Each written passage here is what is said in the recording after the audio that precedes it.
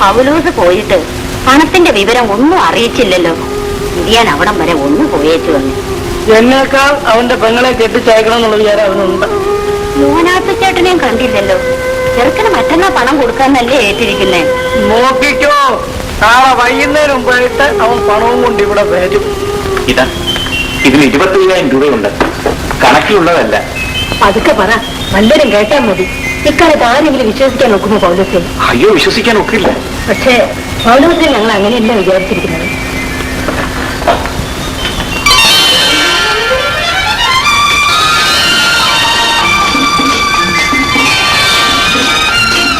കണ്ടോ ഞങ്ങളിപ്പോ എങ്ങനെ ഇരിക്കുന്നു? ചേട്ടന് തന്നെ ഒരു സംശയമല്ലേ? സംശയം മാത്രമല്ല, സത്യമുള്ളതാണ്. ഈ വേഷത്തിൽ ലീനാമ്മയെ ഇപ്പൊ എന്റെ അപ്പച്ചൻ കണ്ടാൽ പോലും എന്റെ പെണ്ണാണെന്ന് പറയത്തില്ല. മമ്മി, ഞാൻ ലീനാമ്മയെ എസ്റ്റേറ്റ് ഒക്കെ ഒന്ന് കാണിച്ചു. ലീനാമ്മ എന്തെങ്കിലും ചോദിച്ചാൽ ഇവൾ ഡാവിൽ ഒഴിഞ്ഞു മാറിക്കളാം. ഇതല്ലേ ചേട്ടന് പറയാനുള്ളത്?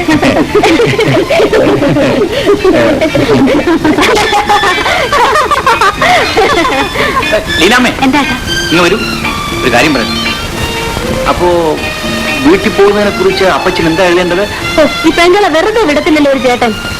അപ്പോ ഇന്ന് കത്തയച്ചാൽ നാളെ കിട്ടിയില്ലെങ്കിൽ മറ്റന്നാൾ അല്ലെങ്കിൽ ഞായറാഴ്ചയോ. ലീനാമ്മേ, ഇപ്പൊ നിന്നെ കണ്ടാൽ സ്വർഗത്തിൽ നിന്ന് ഇറങ്ങി വന്ന മാലാഖയെ പോലിരിക്കുന്നു. ഞാൻ ആകപ്പാടെ വിരണ്ടു നിൽക്കുക. ഈ വേഷത്തിൽ ചേട്ടനെ പിടിച്ചോന്നോ? ഞാൻ എന്ത് ചെയ്യണമെന്നറിയാതെ ആകപ്പാടെ അന്തം വിട്ട് നിൽക്കുകയല്ലേ. എന്നാലേ എനിക്കൊരു ചക്കര ഉമ്മതാ.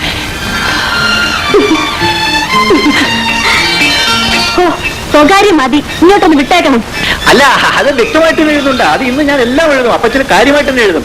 നീ ആരോടാണ് സംസാരിക്കുന്നതെന്ന് മറന്നു പോകരുത്. അല്ല, അതിനെപ്പറ്റി വിഷമിക്കണ്ട. ഇന്നല്ലെങ്കിൽ നാളെ മറ്റന്നാൾ എഴുത്ത് കിട്ടും. വിഷമിക്കാതെ. എന്താ ഇത്ര വലിയ സംസാരം? ഒന്നുമില്ല റോസി. കൂടെ പോയോ? എന്തോ അവരുടെ എങ്ങോട്ട് പോയി? പെങ്ങളെ യാത്ര അയക്കാൻ പോയതാണോ? ഇരിക്കും. വേണ്ട, ഞാൻ ഇവിടെ നിന്നോളാം. റോസിന് ഡാഡി വന്ന് നമുക്ക് ചില കാര്യങ്ങൾ ഉടനെ നടത്തണം. എന്താ നടത്താമേ? എന്ത് കാര്യമോ? ഇവിടുത്തെ അമ്മച്ചിയുടെ കാര്യം. എന്റെ വിവാഹം കഴിഞ്ഞിട്ട് 20 വർഷമായി. ഞാൻ റോസിയുടെ കാര്യമാ പറഞ്ഞത്. അത് നടത്താമേ? എനിക്കും റോസിക്കും പൗലോസിന് വളരെ ഇഷ്ടമായി. എല്ലാം എന്റെ ഭാഗ്യം. ലീനാമ്മയുടെ കാര്യവും അറിയണം. അയ്യോ, അറിയാനൊന്നുമില്ല. അവളെന്റെ പെങ്ങളാ. അതുകൊണ്ടാണ് പറഞ്ഞത്. ഇനി ആ ചുമതല ഞങ്ങൾക്കുള്ളതാണല്ലോ.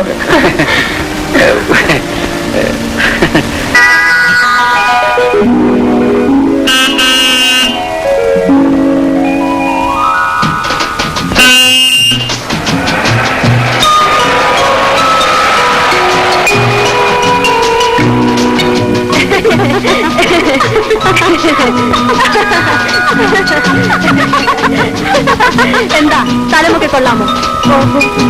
കാണാൻ എന്ത് ഭംഗി. പക്ഷേ നിന്റെ ഭംഗിയിൽ ഈ സ്ഥലമേ മങ്ങിപ്പോയി.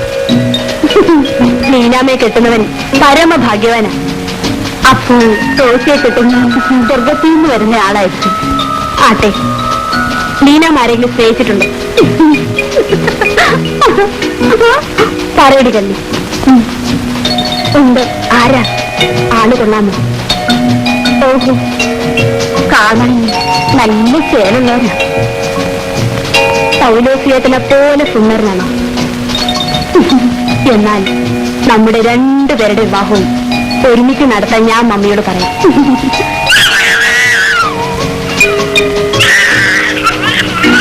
ലീനാമി, നമുക്ക് ആ കുടിലേക്ക് ഒന്ന് പോയേക്ക് വരാം. ഞങ്ങളുടെ തോട്ടത്തിൽ ജോലി ചെയ്യുന്ന ആളുടെ മകന് ഞാൻ ഇവിടെ വരുമ്പോഴൊക്കെ 10 രൂപ കൊടുക്കും. റോസി പോയി. ശരി.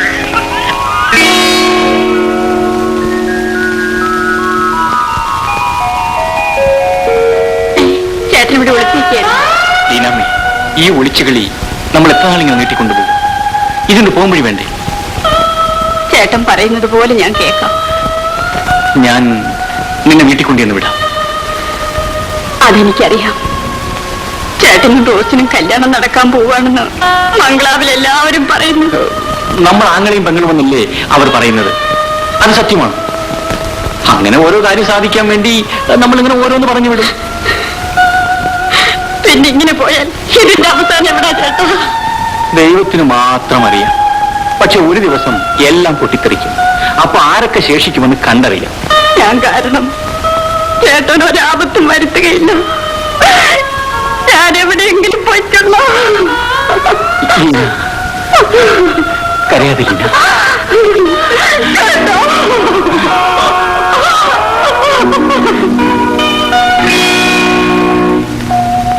അല്ല, എന്താണിത്?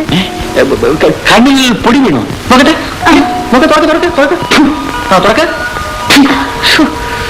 പൊടി ചെന്തു പൊടി. നിങ്ങളെ ഞാൻ വല്ലയിടത്തും കൊണ്ടുപോകുമെന്ന് ഭയന്നാണോ പുറകെ നോക്കാൻ വന്നത്? ഇല്ല, ഒരിക്കലുമില്ല. ഇങ്ങനെയുള്ള വലിയ സ്ഥലത്ത്, അതും ഈ നിലപാടിൽ അവൾ ആദ്യമായിട്ടാണ്. പിന്നെ ഞാൻ കൂടെ ഉണ്ടെങ്കിൽ അവൾക്ക് ധൈര്യമാണ്. അതിനേക്കാൾ സന്തോഷം എനിക്കാണ്. ചേട്ടാ, നീ ആരെയോ സ്നേഹിക്കുന്നു.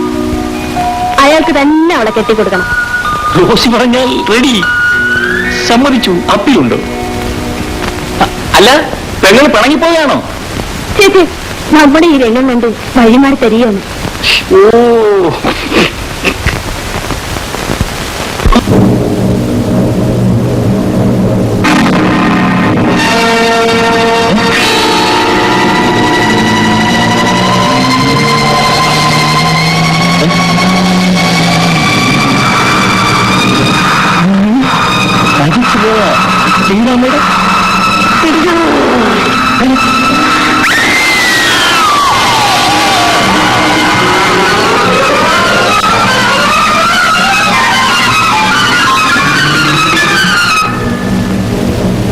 എന്താ ആ പഴയ തട്ടമ്പി അമ്പപ്പൻ ആ തെമ്മാടി ഇവിടെയും വന്നു. ആ വന്നു. ഇന്നല്ലേ ഈ കാര്യം എന്ന് പറഞ്ഞത്? ഞാൻ അങ്ങനെ ആദ്യം കണ്ടപ്പോഴേ തീരുമാനിച്ചതാണ്.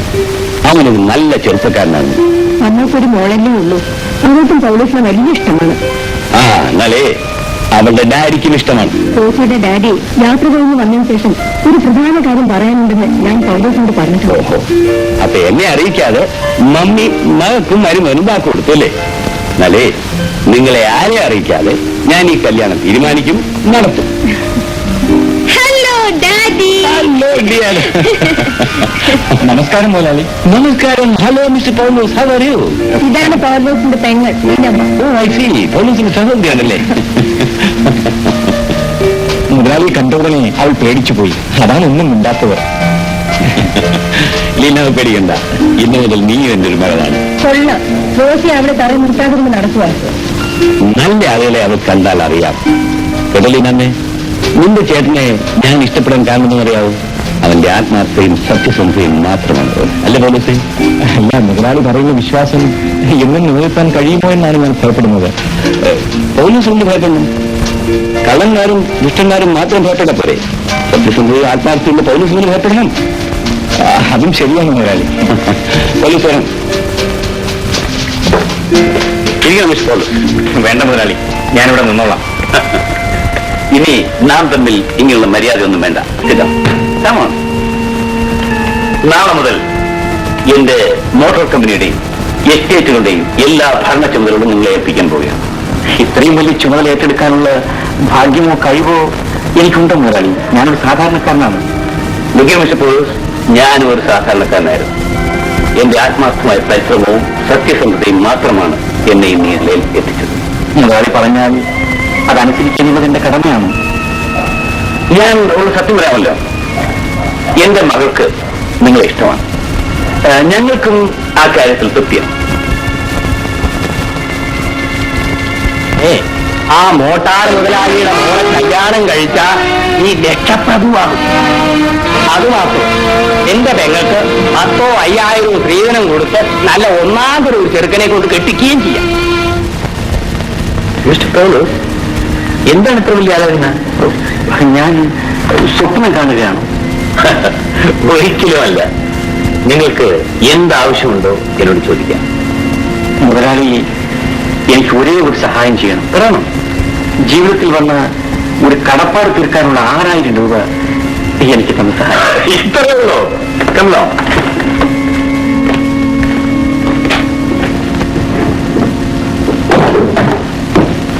മൈ വൈഫ്, 2 ലക്ഷം രൂപയുണ്ട്. ഇത് മിസ്റ്റർ അലക്സാണ്ടറെ ഏൽപ്പിച്ചിട്ട് ഉടൻ തിരിച്ചു തരിക. നിങ്ങൾ വന്നാൽ ആവശ്യപ്പെട്ട് പണം ഞാൻ തരാം. Take my car. ഓക്കെ? ശരി. മിണ്ടിപ്പോകരുത്, മുതലാളി അകത്തുണ്ട്. ചേട്ടാ പോകരുത് ചേട്ടാ, ഇങ്ങോട്ടൊന്ന് വരണം.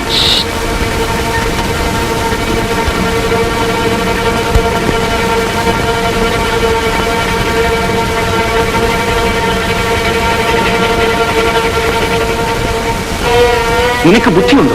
മുതലാളി അകത്തിരിക്കുമ്പോ ഇങ്ങനെയൊക്കെയാണ് സംസാരിക്കുന്നത്? എനിക്ക് പേടിയാവുന്നു ചേട്ടാ. ചേട്ടൻ അവര് ഏതോ കല്യാണക്കാരി ആലോചിക്കുക. അവര് പണക്കാര്, 100 പേർ കല്യാണം ആലോചിക്കും. നമുക്ക് നമ്മുടെ കാര്യം നോക്കിയാ പോരെ? അതും കേട്ടോണ്ട് ഞാൻ എങ്ങനെ ഇവിടെ കഴിയും ചേട്ടാ? ശരി, നീ ഒന്നും പേടിക്കണ്ട. ഇന്ന് വൈകുന്നേരം ഞാൻ നിന്റെ വീട്ടിൽ കൊണ്ടുവന്ന് വിടാം. വീട്ടിൽ പോയാ അപ്പൻ എന്നെ കൊല്ലും. ഞാൻ പോകത്തില്ല. ഞാൻ തന്നെ വന്ന് ആ കളഞ്ഞുപോയ പണം നിന്റെ അപ്പന്റെ കയ്യിൽ കൊടുക്കാം. പിന്നെ നിന്റെ കല്യാണത്തിൽ ഏർപ്പാടും ചെയ്യാം. എന്താ പോരെ? മുതലാളി എന്തെങ്കിലും ചോദിച്ചോ? മുതലാളി എന്തെങ്കിലും ചോദിച്ചാൽ തലവേദനയാണെന്നും പറഞ്ഞ് ആ കിടക്ക മുറിയിൽ കയറി കിടന്നോ. വൈകുന്നേരം എന്തെങ്കിലും തീരുമാനം ഉണ്ടാക്കാം. ലീനാമേ, ആരവിടെ സംസാരിക്കുന്നത്? അന്തോണിയാണെന്ന് പറ. അന്തോണി. അന്തോണിയാണ്, അന്തോണി.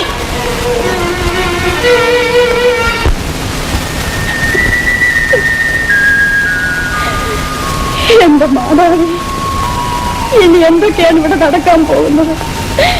ഒരാപത്തും കൂടാതെ എന്നെ എന്റെ ലോകത്തെ രക്ഷിക്കണേ. ലീനാമേ, ലീനാമേ, നീ എന്തിനാ കരയുന്നത്?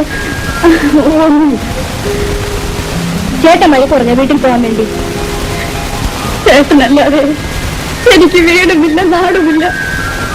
മണ്ടി വിഷമിക്കാതെ, നമുക്ക് എല്ലാവർക്കും കൂടെ ഒരുമിച്ച് വീട്ടിലേക്ക് പോവാം. പിന്നെ നിന്റെയും ചേട്ടന്റെയും കല്യാണം ഒരുമിച്ച് നടത്താമെന്ന ഡാഡി പറഞ്ഞിരിക്കുന്നത്. എന്റെ ചേട്ടന്റെ കല്യാണം അമ്പടി കല്ലി. കല്യാണം നടന്ന പെണ്ണിന്റെ ഒരു സന്തോഷം എനിക്ക് നാണമോ? ഒരു നാണം, നിന്റെ നാണം ഞാൻ ഇപ്പൊ തീർന്നു.